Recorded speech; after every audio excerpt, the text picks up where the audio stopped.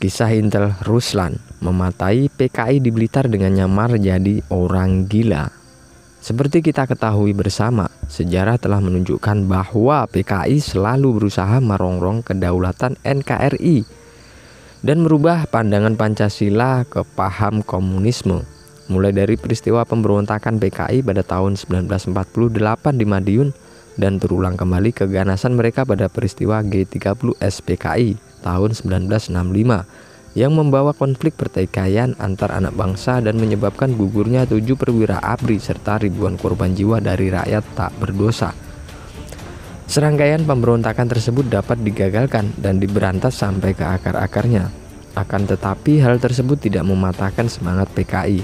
Pada tahun 1968 mereka berusaha untuk bangun kembali dengan organisasi tanpa bentuk atau OTB di Blitar Selatan.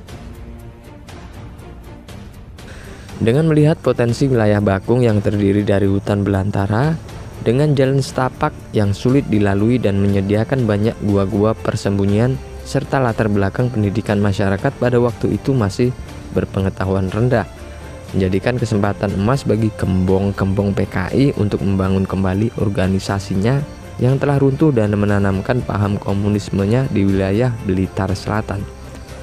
Pada akhirnya gerakan PKI yang dibangun kembali di Bakung berhasil ditumpas oleh pemerintah. Tidak banyak yang tahu.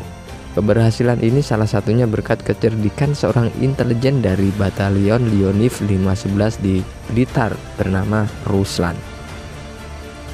Menurut Sukamto, warga asli Bakung yang sekarang menjadi juru kunci Tugu Trisula, waktu itu beliau masih berusia sekitar 5 tahunan.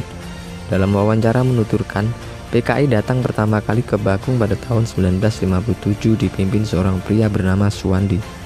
Dengan berkedok sebagai seorang suruhan dari pemerintah, Suwandi CS membentuk organisasi BTI, Barisan Tani Indonesia, untuk memperkuat perekonomian rakyat di sektor pertanian dan peternakan. Namanya ya rakyat Bakung. Di sini dulunya orang bodoh ya manut aja, tidak tahu tujuannya orang itu tadi apa. Disuruh apa, ya manut aja, nurut aja, begitu tuturnya. Akhirnya ternyata masyarakat dibohongi. Jadi sejak tahun 1957, selama 10 tahun oleh Suwandi dikuasai di mana-mana dan ekonomi kuat. Di sini sudah tersedia sandang, pangan, dan papan. Akhirnya para gembong PKI itu tadi berbondong-bondong ke sini. Papannya yang digunakan ya rumah-rumah penduduk itu tadi. Boleh ditempati ya dia dan keluarganya selamat, gak boleh ditempati ya disiksa, dibunuh, ujar lelaki yang akrab disapa Pak Kamto ini. Mendengar berita tersebut, pemerintah pun tidak tinggal diam. Intel-intel TNI disebar ke warung-warung sebagai pedagang untuk menggali informasi tentang gerak-gerik PKI di Blitar Selatan. Namun setelah beberapa bulan berselang mereka tidak mendapatkan informasi yang diinginkan. Naasnya lagi dikabarkan ada yang diculik para gembong PKI dan nasibnya tidak diketahui. Penelusuran para intel TNI menemui titik terang ketika ada salah seorang warga Bakung bernama Kusno yang melarikan diri dari kekejaman PKI yang merampas dan membantai keluarganya. Ketakutan hebat yang dialaminya memaksa ia untuk melarikan diri. Berjalan kaki dari Bakung sampai ke wilayah Jatinom, Kanigoro. Sesampainya di sana karena rasa lapar dalam pelarian berhari-hari, dia mencuri makanan milik warga sekitar. Namun akhirnya Kusno tertangkap oleh salah seorang intel TNI dari Yonif 511 bernama Ruslan.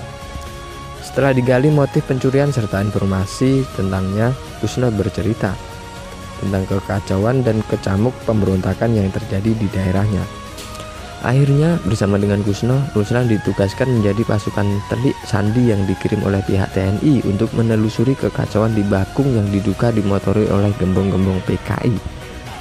Mengingat sebelumnya intel-intel yang dikirim oleh Yonif 511 bernasib naas, bahkan gugur karena kelicikan PKI yang telah menguasai wilayah Blitar Selatan. Ruslan dengan cerdik menyamar sebagai orang gila dengan rambut gimbal dan pakaian lusuh. Dengan kecerdikannya, Ruslan yang hanya berbekalkan daun pisang dan sebatang lidi masuk ke zona merah jantung pertahanan PKI di Bakung dan mulai memetakan pergerakan yang disusun oleh gembong-gembong PKI dan para pendukungnya. Selain membuat sandi pemetaan wilayah, Ruslan juga menelusuri rumah-rumah warga yang diduga digunakan sebagai markas oleh gembong-gembong PKI untuk merancang strategi pergerakan. Setelah sekitar sebulan menyamar sebagai seorang gila untuk menggali informasi tentang pergerakan PKI di wilayah Blitar Selatan, dirasa sudah cukup, Ruslan kembali ke markas Yonif 511 dan menyampaikan apa saja kegiatan yang dilakukan kalangan musuh di Bakung dan wilayah-wilayah sekitarnya. Dari informasi yang diperoleh Ruslan, pemerintah tidak tinggal diam. Pemerintah melakukan serangkaian kegiatan untuk memberantas PKI. Pada bulan Februari sampai dengan Juni 1968 telah dilaksanakan operasi intel dan operasi TIR secara gabungan. Selama proses operasi ini dilaksanakan memang cukup berhasil, namun belum sepenuhnya sesuai dengan apa yang diharapkan oleh pimpinan. Di daerah-daerah lain aksi-aksi PKI semakin menjadi, terutama di daerah Blitar Selatan, Malang Selatan, Tulung Agung dan sekitarnya. Menanggapi maraknya aksi PKI di sejumlah daerah, pemerintah Orde Baru melalui Kodam 5 Brawijaya membentuk Satgas.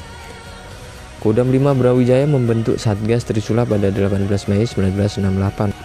Dengan dipimpin operasi Trisula itu dimulai pada 8 Juni 1968. Operasi ini melibatkan TNI ABRI, Wanra, Kamra, bahkan petugas ronda desa dari Kabupaten Blitar, Kediri, Tulungagung, Nganjuk, dan Malang sebanyak 14.000 orang. Jadi selama 2 bulan seluruh sektor Blitar Selatan ini dikepung dengan operasi pagar betis dari segala penjuru.